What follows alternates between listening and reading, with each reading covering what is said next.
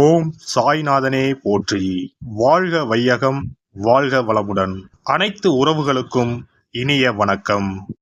கலகலப்பான பேச்சுக்களின் மூலம் அனைவரையும் வசப்படுத்தும் திறமை கொண்ட ரிஷபராசி அன்பர்களே, இதுவரை போகஸ்தானமான 12ஆம் ராசியில் இருந்து வந்த குரு பகவான் சித்திரை மாதம் 18ஆம் தேதி முதல் ராசி ஸ்தானமான ஜென்ம வீட்டில் சஞ்சாரம் செய்ய இருக்கின்றார். ஜென்மஸ்தானத்தில் இருக்கின்ற குரு பகவான் தான் நின்ற ராசியில் இருந்து 5ஆம் பார்வையாக கன்னி ராசியான புத்திரஸ்தானத்தையும், 7ஆம் பார்வையாக விருச்சிக ராசியான கலஸ்திரஸ்தானத்தையும், 9ஆம் பார்வையாக மகர ராசியான பாக்கியஸ்தானத்தையும் பார்வையிட இருக்கின்றார். குரு பகவான் 5ஆம் பார்வையாக புத்திரஸ்தானத்தை பார்ப்பதினால் குழந்தைகளிடம் இருந்து வந்த வேறுபாடுகள் மறையும். பூர்வீக சொத்துக்களால் ஆதாயம் அடைவீர்கள். புதிய வீடு மற்றும் மனை வாங்குவதற்கான எண்ணங்கள் அதிகரிக்கும். கலைத்துறையில் மேன்மை ஏற்படும். நினைத்த இலக்குகளை அடைவதற்கான வாய்ப்புகள் அமையும். பொழுதுபோக்கு விஷயங்களில் ஆர்வம் உண்டாகும். 7ஆம் பார்வையாக கலத்திரஸ்தானத்தை பார்ப்பதினால் தடைப்பட்ட சுபகாரிய முயற்சிகள் கைகூடி வரும். நெருக்கமானவர்களின் மூலம் சில மாற்றங்கள் உருவாகும். மறைமுகமான வருமானங்கள் அதிகரிக்கும். அரசு காரியங்களில் இருந்து வந்த தாமதங்கள் விலகும். கணவன் மனைவிக்கு இடையே நெருக்கம் அதிகரிக்கும்.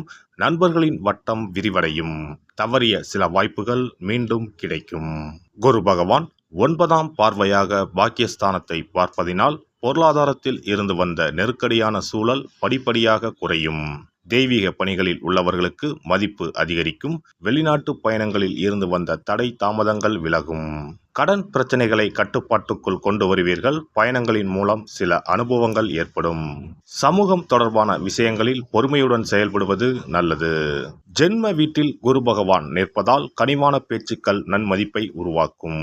சஞ்சலமான சிந்தனைகளை தவிர்ப்பது நல்லது. உடன் இருப்பவர்களால் சில நெருக்கடியான சூழல் உண்டாகும்.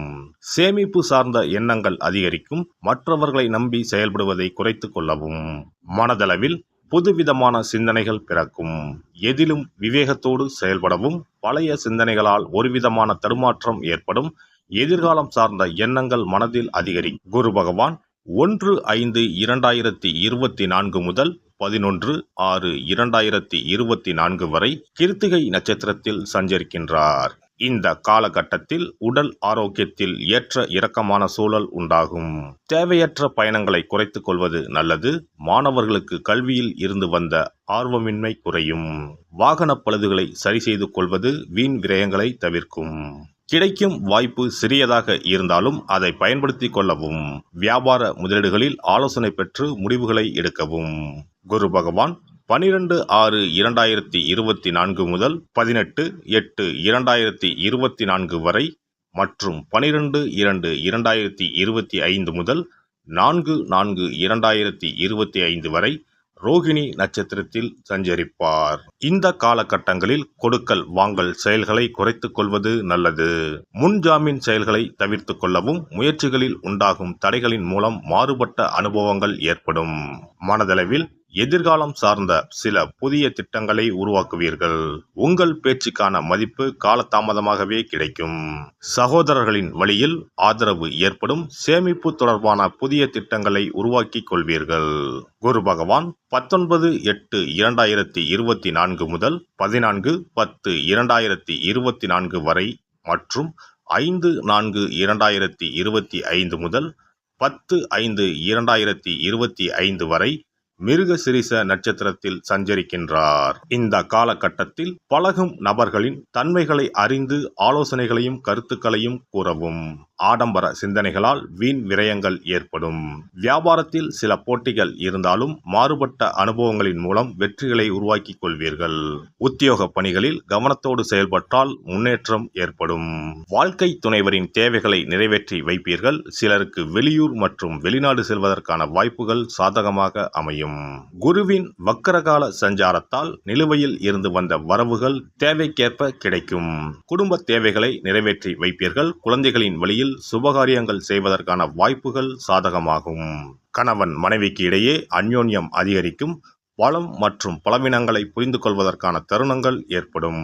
உயர் அதிகாரிகளின் மறைமுக ஒத்துழைப்பு கிடைக்கும். இந்த குரு பெயர்ச்சியால் பெண்களுக்கு உண்டாகும் பலன். குடும்ப விஷயங்கள் பகிர்வதை தவிர்ப்பது நல்லது. சிக்கனத்தோடு செயல்படுவது நெருக்கடிகளை தவிர்க்கும். புதிய வேலை வாய்ப்புகள் சாதகமாக அமையும். உடன் இருப்பவர்களின் மற்றொரு முகத்தை அறிவீர்கள். எதையும் நிதானமாக சிந்தித்து செயல்படுத்துவது நல்லது. பிள்ளைகளின் திருமணம் சார்ந்த எண்ணங்கள் அதிகரிக்கும். மற்றவர்களின் தனிப்பட்ட செயல்களில் அதிக உரிமை எடுத்துக்கொள்வதை தவிர்ப்பது நல்லது. திருமணமான தம்பதிகளுக்கு மகிழ்ச்சியான செய்திகள் கிடைக்கும். குழந்தைகள் பற்றிய கவலைகள் குறையும். மாணவர்களுக்கு பாடங்களில் இருந்து வந்த குழப்பங்கள் குறையும். ஆசிரியர்களின் கருத்துக்களுக்கு மதிப்பளித்து செயல்படவும் தொலைத்தொடர்பு துறைகளில் தனிப்பட்ட ஆர்வம் ஏற்படும். விளையாட்டு விஷயங்களில் நிதானம் வேண்டும். ஆராய்ச்சி மற்றும் சமூகம் தொடர்பான கல்வியில் முன்னேற்றம் உண்டாகும். பணிபுரிவோருக்கு உத்தியோகத்தில் பொறுப்புகள் அதிகரிக்கும். உயர் பொறுப்புக்கான தேர்வுகளில் சாதகமான சூழல் அமையும். எதிர்பாலின மக்களிடத்தில் அனுசரித்து செல்லவும். மறைமுகமான இடமாற்றம் சிலருக்கு உண்டாகும். கால்நடை வளர்ப்புகளில் சற்று விழிப்புணர்வு வேண்டும். மருத்துவ துறையில் சாதகமான வாய்ப்புகள் அமையும். வியாபாரிகள் நீண்ட நாட்களாக தேக்கத்தில் இருந்து வந்த பொருட்களால் ஆதாயம் அடைவீர்கள். புதிய தொழில் சார்ந்த செயல்களில் கவனம் வேண்டும். சந்தை நிலவரங்களை அறிந்து செயல்படுவது நல்லது. மற்றவர்கள் கூறும் கருத்துக்களில் உண்மை நிலைகளை ஆராய்ந்து முடிவு எடுக்கவும். பங்குதாரர்களின் மூலம் ஒத்துழைப்பு அதிகரிக்கும். ஜவுளி மற்றும் மருத்துவ பொருட்களின் வியாபாரம் மூலம் லாபம் மேம்படும். விவசாய பணிகளில் ஆர்வம் ஏற்படும். கலைஞர்களுக்கு கலைத்துறையில் சக கலைஞர்களின் ஒத்துழைப்பு கிடைக்கும். பலவீனங்களை புரிந்து கொள்வதற்கான சூழல் உண்டாகும். வெளிவட்டாரத்தில் மதிப்பு உயரும். செயல்பாடுகளில் இருந்து வந்த சோர்வும் ஆர்வமின்மையும் குறையும். அயல் நாட்டு தொடர்பு நிறுவனங்களால் ஆதாயம் அடைவீர்கள். அரசியல்வாதிகளுக்கு இதுவரை ஏற்பட்டிருந்த சிக்கல்கள் குறையும். சில மாற்றமான தருணங்களும் வாய்ப்புகளும் ஏற்படும். இழுபறியான சில வழக்குகள் சாதகமாக முடியும். அரசு அதிகாரிகளிடம் இருந்து வந்த வேறுபாடுகள் குறையும். தொண்டர்களின் ஒத்துழைப்பால் எதிர்பார்ப்புகள் நிறைவேறும். நடைபெற இருக்கின்ற குரு பெயர்ச்சியால் மனதில் புதுவிதமான இலக்குகளும் சுபகாரிய பணிகளில் ஒத்துழைப்பும் வெளியூர் சார்ந்த பயணமும் கைகூடி வரும். தற்பெருமை சார்ந்த சிந்தனைகளை குறைத்து அடக்கத்தோடு செயல்படுவது மேன்மையை உருவாக்கும். வியாழக்கிழமை தோறும் சித்தர்களின் வழிபாடும் ஜீவ சமாதிக்கு சென்று வருவதும் மனதளவில் இருந்து வந்த குழப்பங்களை குறைத்து தெளிவினை ஏற்படுத்தும். இந்த குரு பெயர்ச்சியில் உங்களுக்கு ஆதாயம் என்பது குறைவுதான். மற்றவர்களின் தேவைகளை நிறைவேற்றி வைப்பதில்தான் ஆர்வம் உண்டாகும். அதனால் நபர்களின் தன்மைகளை அறிந்து செயல்களை மேற்கொள்ளவும். குரு பெயர்ச்சிக்கான சிறப்பு பரிகாரம். வியாழக்கிழமை விரதம் இருக்கும் முறை. வியாழக்கிழமை அன்று அதிகாலையில் எழுந்து குளித்து மஞ்சள் நிற ஆடை அணிந்து விரதம் இருக்க வேண்டும்.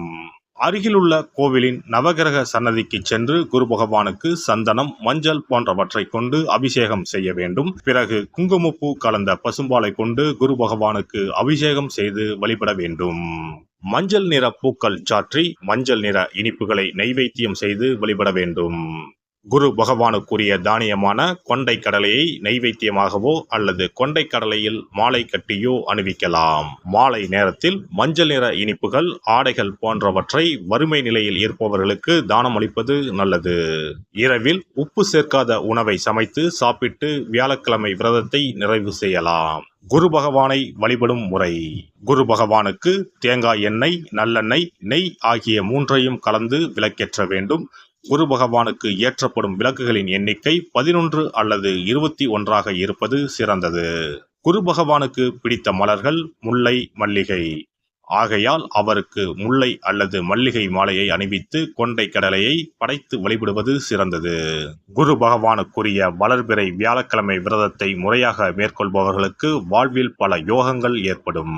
சரியான காலத்தில் திருமணம் நடக்கும். ஜாதகத்தில் குரு கிரக தோஷம் இருப்பவர்கள் இந்த விரதத்தை கடைபிடிப்பதால் தோஷங்கள் நீங்கும். தொழில் வியாபாரங்களில் சரியான வருமானங்கள் இல்லாதவர்கள், குடும்ப பொருளாதார நிலை சிறப்பாக இல்லாதவர்கள் இந்த விரதத்தை மேற்கொள்வதால் குரு பகவானின் அருள் கிடைக்கப்பெற்று தொழில் வியாபாரங்களில் செல்வ வளம் பெருகும். மேலும் எதிர்பாராத சிறந்த வாழ்க்கை உண்டாகும். எல்லாம் வல்ல இறையருளால் நீங்களும் உங்கள் அன்பு குடும்பமும் உடல் நலம், நீலாயுள், நிறை செல்வம், உயர் புகழ், மெய்ஞானம் ஓங்கி வாழ்க வளமுடன். இந்த வீடியோ பதிவு உங்களுக்கு பிடித்திருந்தால் லைக் பண்ணுங்க, கமெண்ட் பண்ணுங்க, ஷேர் பண்ணுங்க, மறக்காம சப்ஸ்கிரைப் பண்ணுங்க, பக்கத்துல இருக்கிற பெல் பட்டனை கிளிக் பண்ணுங்க. நன்றி, வணக்கம். ஓம் நமச்சிவாய. சிவாய நம.